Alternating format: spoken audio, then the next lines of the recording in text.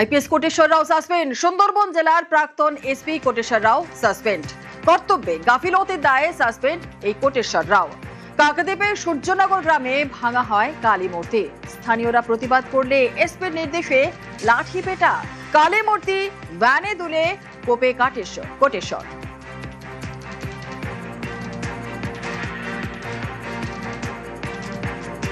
দক্ষিণ 24 পরগনা জেলার সুন্দরবন পুলিশ জেলার কাকদ্বীপের সূর্যনগরে কালী পুজোর সময় মাতা কালীর মূর্তি ভাঙা হয়।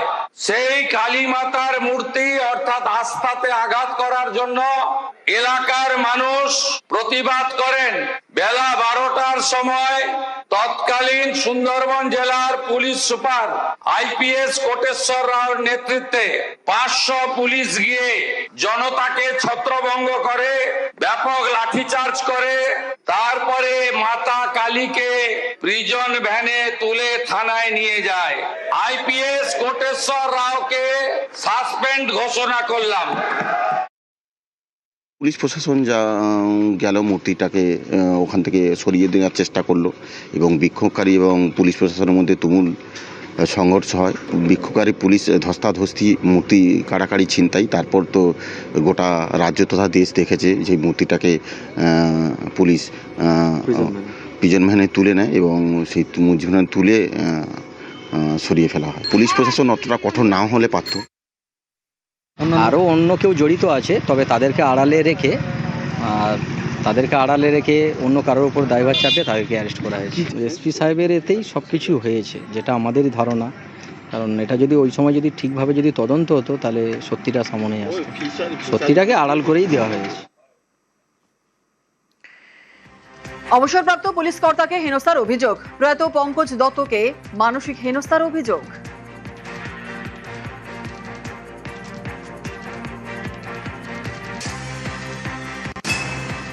সাইবার থানার এক্সপার্টরা যদি যুক্ত না হন তাহলে কারা ওনার খণ্ড অংশ ভাইরাল করেছিল?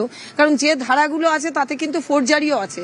ইন্টেনশনালি এটাকে করেছিল, করে কত তাড়াতাড়ি এফআইআরটা হতে পারে একটা লাইভ প্রোগ্রামের পরে, সেই প্রক্সিমিটিগুলো দেখে যদি হয় তবেই হবে, না হলে আমি তো জানি না কি হবে। কিন্তু এক্সপার্ট লাগবে এখানে, ডিজিটাল যারা এক্সপার্ট আছে তারাই পারবে। কলকাতার সিপির আন্ডারে নেই এই ঘটনা। তিনি জানেন না যে একজন প্রাক্তন আইজি, যিনি রাষ্ট্রপতি পুরস্কার, রাজ্য পদক পেয়েছেন এবং 73 বছর বয়সে একজন সিনিয়র সিটিজেন, যিনি প্রতিবাদী, তাকে হেনস্থা করা হয়েছে, তারপরেও কোনো অ্যাকশন নেননি। সুতরাং এইটা আমি মনে করি না যে অনেক উচ্চ মহল এবং দিদেন চিফ মিনিস্টারও জড়িত বলে আমি মনে করি। তদন্তকারী অফিসার সাধন দাসকে সাসপেন্ড। বরতলা থানার তৎকালীন আইসি সুবর্ণ দত্ত চৌধুরী সাসপেন্ড।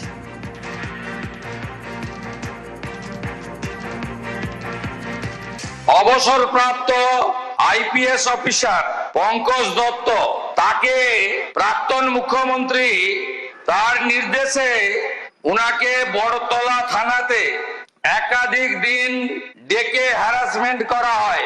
2/4/2025 শ্রী পঙ্কজ দত্তকে সকাল 10টায় ডাকা হয়, রাত্রি 10টায় ছাড়া হয়। চা তো দূরের কথা, জল খেতে দেওয়া হয়নি। আমি তৎকালীন এমএলএদের নিয়ে থানার বাইরে বিক্ষোভ দেখিয়েছিলাম। এই ঘটনায় অভিযুক্ত এসআই সাধন দাস আইও, তাকে সাসপেন্ড করলাম আমরা। ওই থানার যিনি আইসি ছিলেন সুবর্ণ দত্ত চৌধুরী, তিনি এখন কলকাতা পুলিশের এসবিতে আছেন, তাকেও সাসপেন্ড করলাম। অবশ্যই খুশি, কারণ দেখুন হাইকোর্টে তারিখের পর তারিখ পড়ে এবং পাওয়ারফুল লোকেরা যদি থানায় থাকে তারা কিন্তু সমস্ত নথিপত্র চেপে দেবে। তো যারা অভিযুক্ত ওই আরজিকর কেসের মতন, তাদের 3 জনকে যেমন সরিয়ে দিয়ে হচ্ছে, তো সাসপেন্ড তো এমন কিছু না, ওনারা হাফ মায়না পাবেন, কিছুদিন পরে আবার পুরোটাই জয়েন করে যাবেন।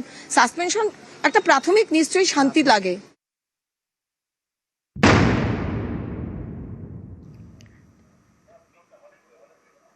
সাসপেন্ড কৃষ্ণনগর কোতোয়ালি থানার ইন্সপেক্টর অমলেন্দু বিশ্বাস। জগদ্ধাত্রী পুজোর ভাসানে ব্যাপক লাঠিচার্জ, আর লাঠিচার্জের অভিযোগে তৎকালীন ইন্সপেক্টর অমলেন্দুকে সাসপেন্ড।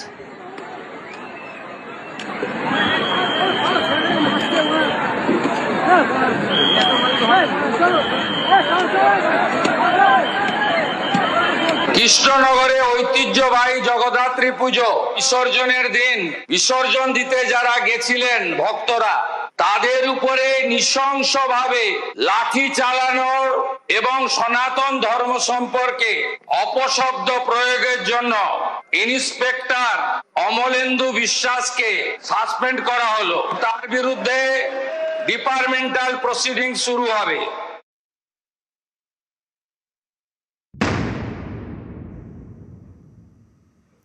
কালিয়াগঞ্জে ছাত্রী খুনের তদন্তে গাফিলতির অভিযোগ। কালিয়াগঞ্জে তৎকালীন এএসআই কে সাসপেন্ড মুখ্যমন্ত্রীর। কর্তব্যে গাফিলতির দায়ে সাসপেন্ড মোয়াজ্জেম হোসেন।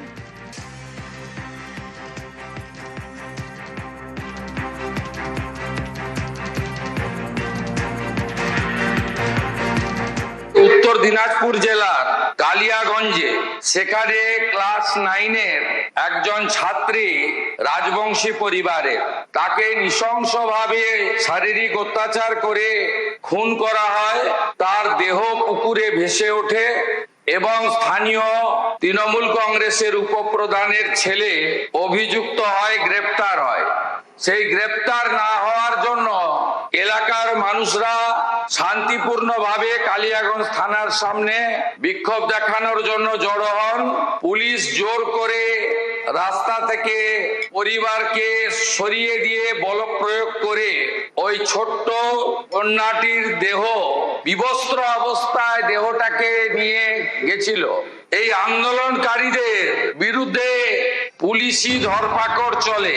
একজন রাজবংশী যুবক, নাম তার মৃত্যুঞ্জয় বর্মন, উনার জ্যাঠামশাই আন্দোলনে গেছিল, তাকে গ্রেপ্তার করার জন্য পুলিশের টিম পৌঁছায় রাত্রি 2টোয়। উনার জ্যাঠামশাইকে না পেয়ে কালিয়াগঞ্জ থানার এএসআই মোয়াজ্জেম হোসেন তিনি সরাসরি বুকে গুলি করে মৃত্যুঞ্জয় বর্মনকে খুন করেন। বিগত রাজ্য সরকার কোনো ক্ষতিপূরণ দেয়নি। আমি তৎকালীন বিরোধী দলনেতা ছিলাম। আমি মৃত্যুঞ্জয় বর্মনের স্ত্রীকে অ্যাটেন্ডেন্টে কাজদ্বীপ এর প্রাথমিক তদন্ত করেছি। এএসআই মোয়াজ্জেম হোসেনকে সাসপেন্ড করা হলো। তার বিরুদ্ধে এফআইআর এর নির্দেশ দেওয়া হচ্ছে এবং প্রয়োজন হলে আরো কঠোর ব্যবস্থা নেওয়া হবে। বাংলায় নতুন বিধানসভা তৈরি হবে। বাংলায় নতুন বিধানসভা তৈরি হবে কারণ ডিলিমিটেশন হলে, মহিলা সংরক্ষণ হলে সদস্য সংখ্যা 400-র বেশি হবে। বিধানসভা জানালেন মুখ্যমন্ত্রী শুভেন্দু অধিকারী।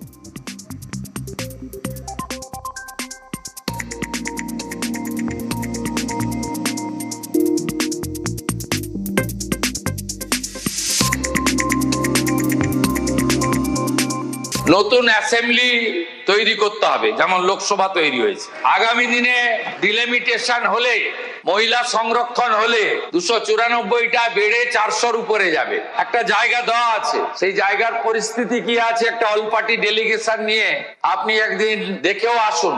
পিডব্লিউডি বা যে সমস্ত সংস্থা আছে কনস্ট্রাকশনের, প্রাথমিক একটা চিন্তা ভাবনা এখন থেকে করুন। এই বিল্ডিং হেরিটেজ, 400-র উপর সদস্য হলে এখানে বসার কোনো সুযোগ নেই। অর্থমন্ত্রীকে সাক্ষী রেখে বলছি, অর্থ কোনো সমস্যা হবে না।